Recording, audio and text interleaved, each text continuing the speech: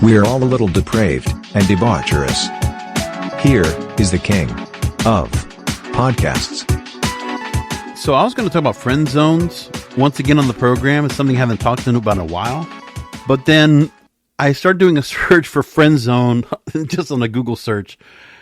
And I come across another trend. You know how last week we talked about the 4B movement? How Korean women are now basically just abandoning the idea of marriage, dating, relationships, children with Korean men. Well, then I got another story here. And like I said, once you hear something about this and it gets out there in the press and media wants to talk about it because it's like, oh, a little quirky story. Well, of course, if it goes out on social media, goes viral, then all of a sudden we're going to hear about it. And Western culture will hear about this one too. In Japan, how about this? Let's forget friend zoning. Let's talk about friendship marriages. I don't even know what to go ahead and think of this because I am afraid it will make it here. It will come to America. It will come to Canada. It will come to the West. And what are we going to do about it? So from the star.com, increasing numbers of young people in Japan are adopting a new type of marital relationship that requires neither love nor sex. A trend called friendship marriage. 1% of Japan's population of 124 million are possible candidates for the arrangement. Now, this is the part where people really don't know what they want in a relationship, or they just don't want to be in love. They don't want to be emotionally attached to anyone. So that's the part they don't want to have for whatever reason, if it's something traumatic or for something else. But apathy, I don't know. But the people that could qualify for this, they include asexual individuals, homosexuals, and heterosexuals who are disillusioned with traditional marriage, which there's a lot of people that are. But once again, it is something that would only work for women, okay? And if there is a guy out there as a simp that gets bought into the fact that they're in a friend zone, and, you know, the closest you're going to get to a woman, yes, she'll marry you, but you're not going to get any. I don't even know what the benefit of a friendship marriage is going to be for a guy. But let's talk about what it is. Let's bring it up. So they have in the story data collected by Coloris, an agency that claims to be the first and only in Japan, specializing in friendship marriages. So since the agency's inception in March 2015, 500 members have formed friendship marriage households and some have raised children. Now that's the part. So are we in this and then eventually if they're going to have children, what, do they have surrogates in? Or is there actually sexual contact between both partners as the only sexual contact there is for the sake of having children? So friendship marriage is defined as a cohabitating relationship based on shared interests and values. It's not about traditional romantic love or marrying a best friend. And if it was done here, it would be marrying the best friend. Let's just call it as it is. And I'm not surprised if other women decide, well, if they're willing to go ahead and have a guy that's a best friend to be a surrogate, but yet they're not going to have sex with them, you know, it's something where women can go ahead and kind of twist this around as they want. Just saying. So the partners are legally spouses, but without romantic love or sexual interaction. Couples may live together or separately. So you're married and you don't live together. All right. If they decide to have children, they might decide to use artificial insemination. Oh, that's how it works. Okay. Yeah. We're going to use needles to get in there, right? Both individuals are free to pursue romantic relationships with other people outside the marriage as long as there's mutual agreement. Then what are we doing here? Why does it have to be a marriage? Why is it a marriage anyway? That's the part I don't get, that part. So is it not a marriage then? Well, we'll move along. So someone that's been in a relationship for 3 years says that friendship marriage is like finding a roommate with similar interests. I'm not suited to be someone's girlfriend, but I can be a good friend. I only wanted someone with similar tastes to do things we both enjoy, to chat and laugh with. Before marrying, couples usually spend hours or days agreeing on the details of their life, such as whether to eat meals together, how to split expenses, who does the laundry, and how to allocate refrigerator space. Other discussions may seem unromantic, but they have helped about 80% of couples to live happily together, and in many cases have children. Look, in Japan it might work, but watch this try to be experimented here in the States, and how it's going to work. Like, that's the part I need to really realize. It's like, really? So some heterosexual young people, by the way, this is an option for friendship marriages because in Japan, same-sex marriage is not legal. Okay. Many asexuals who are unable to feel sexual desire or fall in love crave connection and companionship. That's why they would opt to this. And some heterosexual young people disliking traditional marriage patterns or romantic relationships, but are subject to societal pressures, have been embracing this new trend. Another thing in Japan is that Japan doesn't get it on that much. 47% of Japanese married couples have not had sex in the past month, and the number rises, according to a 2016 survey. In Japan, this is the part we have to understand why they're doing this. Okay, but remember, if this still applied in the States, it doesn't benefit the man. In Japan, being married has tax benefits, and it remains very difficult for single women to have children. More than 70% of partners in friendship marriages did so to have children. And some of these relationships sometimes end in divorce. Advantages include policy benefits, companionship, and helping those who feel lost, dislike traditional marriage, or consider themselves social outcasts. Now, this has been going along outside of Japan, as we're learning from here too. They talk about two 24-year-old women from Singapore, been close friends since childhood, decided to become life partners and live together in LA. The relationship is not sexual. In China, there's growing a number of young people choosing to buy houses and live with close friends. And they talked to a marriage lawyer, Zhao Li, using a common Chinese saying, more than friends, less than lovers, to describe friendship marriage, and emphasizes the importance of signing a prenuptial agreement. Yes. So you're still doing this, and in marriages, the property, for the most part, what is it, the companionship together, I forget the whole phrase of that lawyer term, right? But community property, right?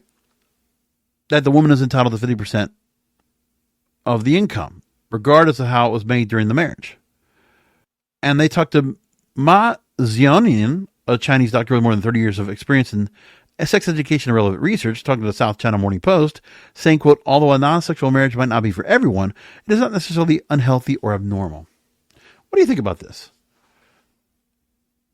I personally do not like this idea at all. But it's honestly an extension of the friend zone. So women that want to stay in the friend zone, they want to keep someone in a friend zone, a simp. I'm one of them. As I've done on this program, I've talked about various women that I've been friend zoned by. I went through the stories. I never told names, but I've thought about it. And honestly, I have my membership club, the supporters club. If you'd like to go ahead and, put yourself in there and you'd like to go ahead and possibly support me in that respect, then what I might do is I might actually go ahead and disclose names and disclose more information that I would not put out regularly. If you want some of that, let me know in the YouTube comments, or, please feel free to email me, kingofpodcasts@yahoo.com. Or if you happen to catch, if I happen to clip this or something like that, maybe you want to comment there too. Just a thought. But this is still the friend zone at full speed. For a friend zone to continue, of course, a guy who's in the friend zone doesn't want to stay friends. They want to make the relationship. I could very well see guys that are being friend zoned accept this offer. Remember, this offer is friendship marriage. So marry the person without knowing that they can get themselves screwed out of, what they have. Saying, oh yeah, if you want to go ahead and have children, artificially inseminated, sure. And then the part is that, there's no sex involved. The woman doesn't want to be having any sex involved or any intimacy either. Let's just make that fair matter. And once they do that, the friend zone extended. You don't have to live together. You can have other people if you want, right? It's an open relationship. Some of those people say that's a good idea.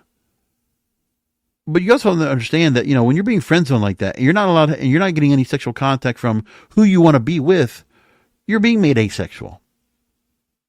You could be perceived as homosexual because of the fact that, you're not getting with any girls. Maybe you like guys and there's the reason why you're with her. I don't know. I mean, it's whatever you want to do. But I could totally see a woman persuading, manipulating a man they have friend zoned for years. And the guy doesn't get the picture and say, you know what, you're not going to get together with her. But then she's going to bring up relationship marriage. I want to get married. But then the terms of the marriage will be a relationship marriage. And it will not benefit the man. He might get bought into it. I can see how this works for a guy that might believe this shit right here. I can believe it. I can see it. Well, think about it. I'm thinking like the woman. You know, we're going to be married. We're going to be together. You know, we spend more time together. You know, we can have a family. You know, we can live together. But then the whole part of sex, the whole part of intimacy, romance, throw it out the window. Which, you know, for the guy, let's be honest. What would the guy's benefit? What is his reason to get married in the first place? Because it is companionship. It is intimacy. It is romance. It is all those things.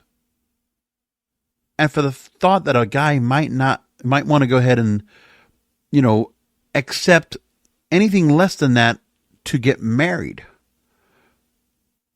Because your infatuation, your fascination, your appeal, your magnetic prowess towards this woman who you've wanted all your life. If she were to willing to go and give this and then still find her way to do other things, because if you're very supportive, if you're financially supportive, what about these guys that are simps that find a findom and the findom decides, let's do relationship marriage? What about that? Do you like that idea? Do you think it sounds good? I don't. I would be concerned about that. And that's the thing. But it's stories like I'm going to read out right now that happened a couple months ago from ZMC Science. It's about the reverse friend zone. See, the thing is, there are guys that still think today that stay in the friend zone with a girl because many romantic relationships start off just as friends. And in fact, most people like it that way. Right. We see the fantasy of, oh, well, maybe something's going to happen if we're, you know, together. And then she's going to finally get rid of going after all these bad boys that she's going out with, all these, you know, jackasses. And she'll finally pick me because I've been around the whole time. I will finally be rewarded for all my support, all my time, all my money, all my effort I put into her. So TB Pulu right here, TB Pulu, he writes this here and says that friendships that morph into something or more are underrated. They take some studies from Canadian researchers, University of Victoria, University of Manitoba, to better understand how romantic relationships are initiated.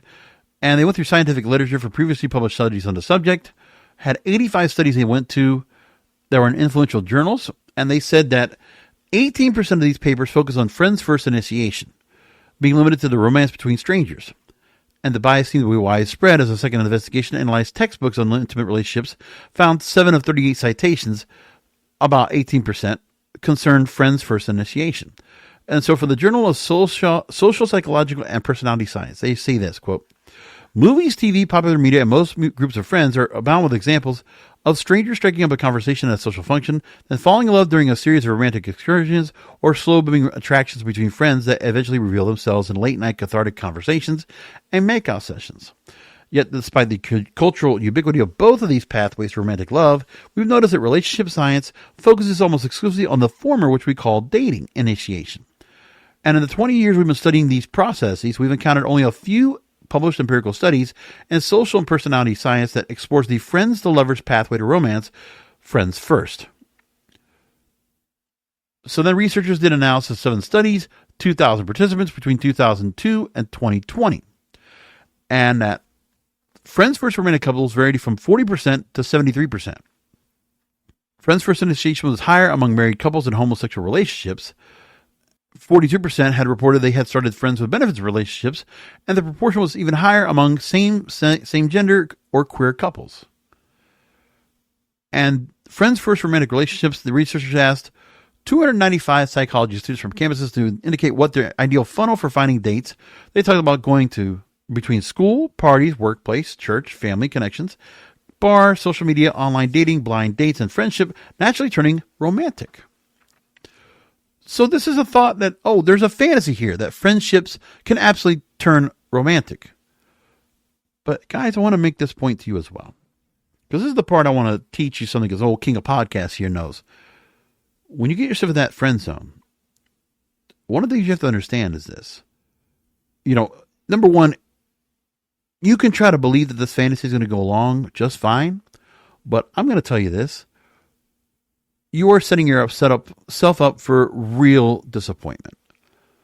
Because most of the times that a friend zone goes like it does, you're going to get shut down in one of the most severe ways possible. Because it's either going to happen from the new boyfriend that she finds, that no matter how long you've been friends, you're going to get cut out. And justifiably so. Or she decides to get married after she ghosts you after a while. The thing is that you think staying along for the ride, you don't really keep in touch with everything that's going on with her. Because at any time, she can go ahead and find somebody else that will find her fancy, and she'll pass you.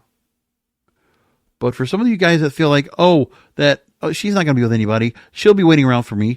The second thing you're going to have to consider is this.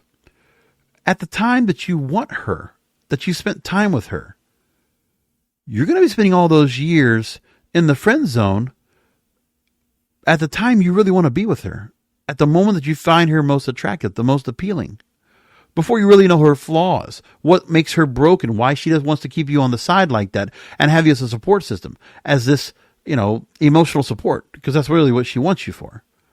And then she hold on to you at the time that you really want to be with her. And by the way, also dresses and looks, and she dresses comfortably and can be as comfortable as she wants around you because she thinks you're not going to do anything with her. So you're getting teased. You're getting around as close to the girl that you want that you'll never have. And if you do get her, in the case you do get her, it's going to be so late after that. It could be 5-10 years from now. And she will not be the same girl. Because remember what happens here. What about those friend zones that I know of that I talk to that, lost touch because they found a boyfriend? And then what happens is that boyfriend treats him like shit. And then the girl that you thought was hopeless romantic, in love, could be loving, could be happy, then you get her after the fact. After all the trauma, all the brokenness, all the emotional, physical, psychological, mental abuse that she takes on, you're going to get that version. You're not going to get the girl that you were in love with and you were infatuated with years ago. You're going to get the girl that's broken, and she will be a figment of her former self. You won't even recognize her. But some of you will feel like, well, you've been around this so long, you will get paid, you will be rewarded for your patience. Hey, I'm not going to stop you from doing it, but you're wrong. You're going to make a mistake. And why play the probability factor when it doesn't come in your favor? The odds are not in your favor. It's a low percentage that gets this. Okay? Now, one thing I will say is there are the friends first initiations that we're talking about here in this story from the psychology folks at ZME Science. But the difference is that they could be friends that they're talking about here. They don't identify what the friends are. But I'm talking about the girls who put you in a friend zone. You're friends by default because initially you wanted to be with them. You're not rejected and getting consolation prize. The friends first initiation they're talking about are friends they know from each other. They're just other friends, and there was no, maybe not necessarily an attraction or anything like that at all. It was just completely friends as it was. Completely platonic. Because the thought of like dating never really crossed your mind. Right?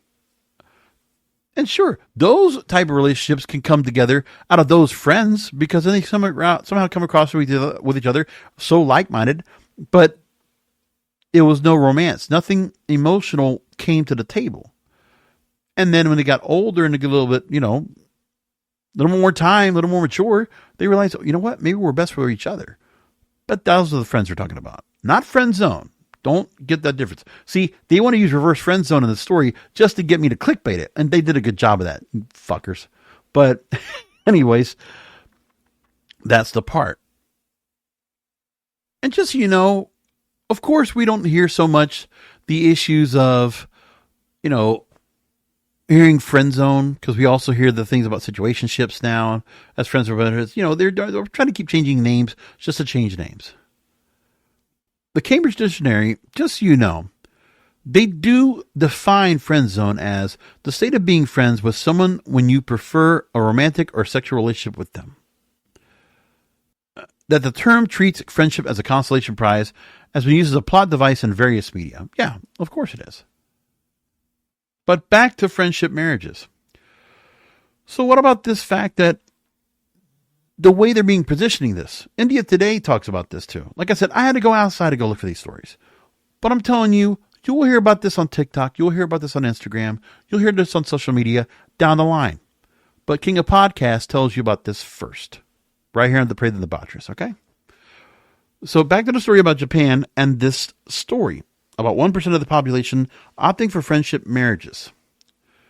And, the way they position it here makes it sound good. Like, I want to know who the people that are behind putting the story out here. Because look at the way they push this. The model, popular among asexual and LGBTQ communities, promotes splitting expenses and parenting duties without obligatory intimacy. Yeah. But the thing is, who are the ones that want to go ahead and get in relationships where they have children? And what about the kids? If the kids get together and your parents, they don't see a mother and father that are in love with each other, I don't think that works well either. Because if you just see the mother and father and they're just kind of like, really, they're not together, the parent, they're not doing this out of love. And they don't have, they might have love for the children, but it's a different kind of love. I mean, the kids are going to figure that out. They're going to get tipped off to it. Is that healthy for the children to go ahead and have that happen to them as well? Just saying. So this story got out there, and people were thinking it's a great idea. Well, there's the part. It's like, it's stupid. I don't like this part. It bothers me a lot. But I'll tell you this. There's a lot more that we can go by in terms of what reasons that people are willing to go ahead and accept going from friend zones to relationship marriages. I'm going to take a story that came out that I've been holding on to for a couple of weeks. Psychology Today talks about, is therapy cool now? In this story, there's a practitioner, Jennifer Gerlach. She says that young people are embracing therapy and therapists are welcoming the revolution. It's more widely accepted today, especially among young people, and recently hospitalized youth found that they are held overall positive attitudes about mental health, and therapists are actively seeking to make psychotherapy more youth-friendly. So they're trying to get that point across and see if there can be more that can be done. So beyond mental health diagnosis, they say, we're recognizing the role that psychotherapy can play in general growth, not always meant to treat an illness, rather, many seek therapy to explore identity, determine direction on topics such as career choice, work through grief and family circumstances, and better themselves. So they're trying to make it that therapy is not for the trauma. That you can have no trauma and go into therapy because, the support system, some people feel like, because they're a little more entitled and privileged, and they just feel like, well, their needs are not being met. And they might have been softened up as a kid. They might not have gone through the hardships of learning what a dollar means or, going out and playing and just, making friends, social circles and just learning how to kind of adapt and just, kind of live on their own, like become their own adult. Because a lot of adults now, young adults, they're more like children than they are than ever. Psychotherapists also, in addition, are eager to recognize and meet the unique needs of adolescents and young adults. Contrary to the old school image of a psychotherapist leaning back in a forbidding chair as the patient shares their deepest secrets, psychotherapy is being more casual. As a youth therapist, she says that just about every week a teen teaches me a new slang that I will integrate into my vocabulary. Right. Oh, so we're going to change it up and make the office different. She has her office here now where she has like a cute little like a hammock chair now and a couch, and she's decorated to be a little more cool. So seating choices, they have a swing and a beanbags along with traditional chairs. Makes the space open and adaptable, she says. We draw, paint, play chess, create cartoons, and talk as we practice new skills, work towards identity development, and process trauma. Like most everyone, youth want and need to be seen and heard. Psychotherapy offers one space for that, and the voices of young people being often dismissed. sometimes even well-meaning adults trying to reassure youth and will minimize their problems, yet these things are not small to the person going through it. Well, there was a time where it didn't matter. Like, the adults are in the room, keep quiet. But I guess that's not allowed anymore. That's what I guess that's the thing I need to take it about. They're talking about here. Sometimes teens are not up to talking to the adults around them or are dealing with challenges that need treatment like depression, anxiety, eating disorders, and PTSD. By the way, we also don't know how much is being done on social media that's also contributing to their demise. Because we know social media is doing a bit of damage, quite a bit of real collateral damage to young men and women. I know that for a fact, which is why I'm also on here kind of following along. Look, I think it's safer for me to go ahead and give you this kind of sage advice than you going to a therapist that's going to go and like draw and paint with you and play chess with you and, make you feel like things are getting better. You're being treated like a patient, just like everybody else. And you're being treated and being diagnosed with a disorder. Do you understand that's what it is? So therapists are being creative, using music and playlists to help teens share what might be difficult to put into words, integrate virtual play to engage youth in online sessions, and therapists are seeking to meet youth where they are integrating technology into their practice. Mobile apps are developing to support youth mental health, and efforts are generally being made to include youth voices in mental health research and development of mental health policy. This is also a direction we're not going to be going by. But you know what's going to happen is, I'll tell you this, the young people that are going through the therapy like this, these are the ones that are going to put guys, the young women that go through this kind of therapy right here, this self-aggrandizing therapy, they're going to be the ones that, first of all, the parents are going to be paying for this, and they're going to be wasting their money. Like, where's the support system around family, around sisters, brothers, nieces, nephews, uncles, aunts, and where are the parents? Now, stop the helicopter parenting, okay? You pay attention to your kids. Your kids should not have to go and be subjected to have to go all the way to here. And also, when they have to go and start looking out to strangers for help, I don't care if this woman has a PhD. The point is that you're going to go ahead and trust strangers with your kids. Same thing like you trust school teachers to parent your kids. This is the same thing. Therapists having to parent these kids because they're not getting parented at home. The lack of parenting or the ignorance of being parents, all that. And this lady, she's trying to put a good positive thing that says that, youth are our future, and I believe that this generation's openness to self-reflection and growth will spark positive changes for all of us. I look forward to seeing what comes of all this. Listen, I'm a Gen X guy, maybe I'm to the point where I didn't worry about this kind of shit right here. If I heard myself talking about, I want to self-reflect and grow. Listen, when I tried to even talk like that to girls or even to my family, man, I get shut down. And I should have deserved it. Because I'm not going to sound like a pussy with talking like that. Come on. I understand some people really do need that emotional help, that support. But please don't go to a therapist right away.